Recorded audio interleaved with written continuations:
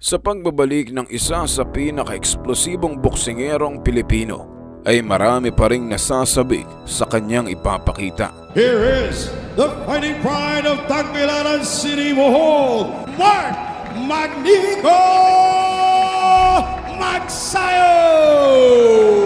Asahang knockout na naman gaya ng ginawa niya sa California nakaraang taon lang. Magsayo.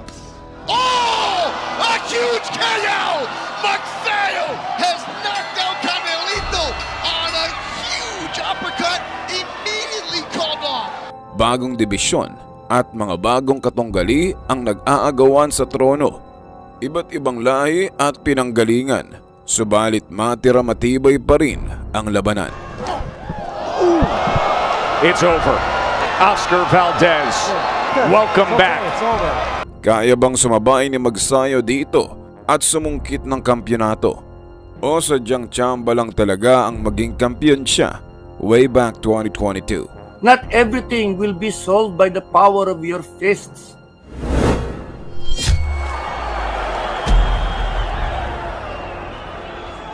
Makasaysayan sa mga Pilipino ang super featherweight division na tinutungtungan ng ating bida ngayon. Dito ginanap ang buong trilogy ng Pacquiao versus Morales. I can't imagine that it would, but he's going to pay a heavy price in these last 2 rounds unless something changes. There is that never this early in a fight. There is that left hand again.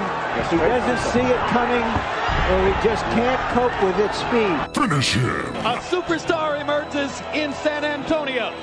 Filipino star Manny Pacquiao. All-time best between Filipino versus Mexican pagdating sa bakbakan. Dito rin na-establish ni Pacman ang kanyang pangalan bilang pound for pound. There is no limit, it seems, to what this man can do. Ngayon ay may isang Mexicanong kampiyon dyan na malupit rin. Walang pakundangan kung tumira at hindi ka titigilan hanggat hindi umaayaw. Mga awkward na galawan at anggulong mahirap i-predict ng kalaban. Yan ang isang solid na kalaban na malay natin balang araw ay haharapin ni Magsayo. Sa mga Mexicano pa naman recently natalo si Kabayan ng sunod-sunod. Unang title defense abay natapat agad sa nooy undefeated na si Ray Vargas. Mid-range slugfest sana, kaso lang napapaatras ang Mexicano.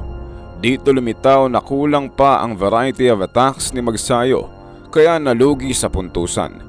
Lumipas ang 8 buwan ay natapat naman sa isang boxing machine ng Mexico rin na si Brandon Figueroa. Umpisa ay pukpukan, kaso lang unti-unting nagdeteriorate si Magsayo paglipas ng ilang rounds. Binomba ng binomba ang katawan at si Kabayan ay napapatiklop na lang. We need to consider rin na medyo hirap na siyang makuha ang timbang, kaya ito ang naging huling laban niya sa featherweight division. At makalipas muli ang 9 na buwan, unang hakbang sa 130 pounds division. Isang Mexican bloodline na naman ang ipinalapa sa kanya pang pagpagkalawang. Mas lalong naging eksplosibo at maliksi ang ating pambato.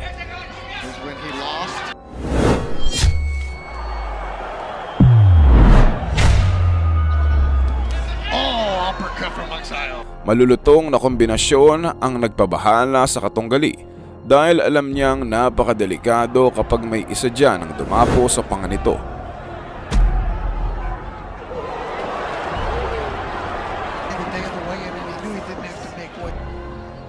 Third round. Wow. He attacked and the knockdown happens early in the third. That was a tremendous combination. There must have been 5 punches there. At ayun na nga, isang mabilisang sidestep sabay lead left hook sa panga. With Mark Magsayo. Oh! A huge KO! Finish him! Fatality! Kaya rekta bulagta at hindi na nakabangon.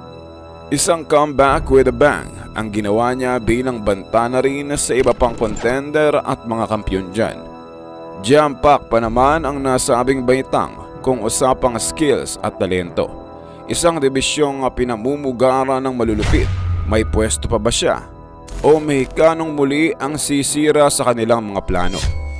Ang WBO title ay hawak ni Emmanuel Navarrete ng Mexico, kung saan top 10 si Magsayo. Pasok bilang top 8 si Magsayo sa IBF rankings na pinaghaharian ng undefeated British fighter Joe Cordina. At pasok rin si Magnifico bilang top 7 sa WBC rankings, kung saan kampiyon si O'Shaquie Foster na tumalo kay Ray Vargas. May isang undefeated Pinoy rin dyan na unti-unting gumagapang para balang araw ay masinagan. Binansagang King's Warrior itong tubong Davao del Norte na si Charlie Suarez.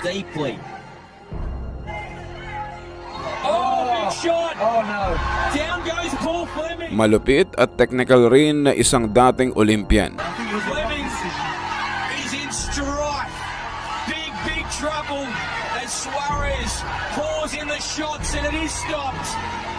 Total na banggit kanina ang mga Mexicano, abay may isang boxer dyan na gustong itapat sa kanya. Finish him. Dating-dati pa ay target na niyang makalaban si Oscar Valdez. Do you ever think of having big title fights with Mexicans like Valdez? That's my dream, Oscar Valdez. Before when we are same weight, featherweight.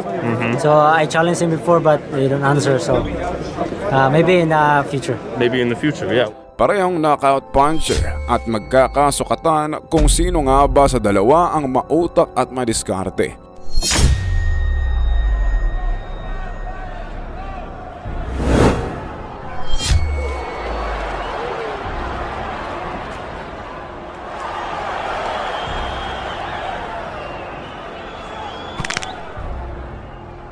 Ito talaga ang maganda abangan dahil parehong may lakas, parehong hindi perpekto at madalas tinatamaan.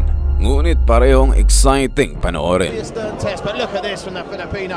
Mark Magsayo looking really sharp early on. Oh man, look at these shots. Impressive. Sa palagay nyo, handa na ba si Mark para sumungkit ng titulo at muling itaas ang Pilipinas sa pandaigdigang kompetisyon? They're strong and heavy. One shot, one kill. That's true. O hindi na siya uli makakatsamba dahil mas malulupit na ang mga gatekeeper dyan? Kailangan magsakripisyo ka. Kailangan aminin mo na kailangan may mga dapat akong baguhin. Conditioning, conditioning, conditioning. Yan po ang napaka-importante. Pero wala, pag conditioning wala, baka 4-5 rounds ka lang. Kaya abangan muli natin ang pagbabalik ng Pride of Bohol, Mark Magnifico Magsayo. Huwag kukurap mga amigo, dahil sa isang iglap lang, GG, tapos agad ang laban.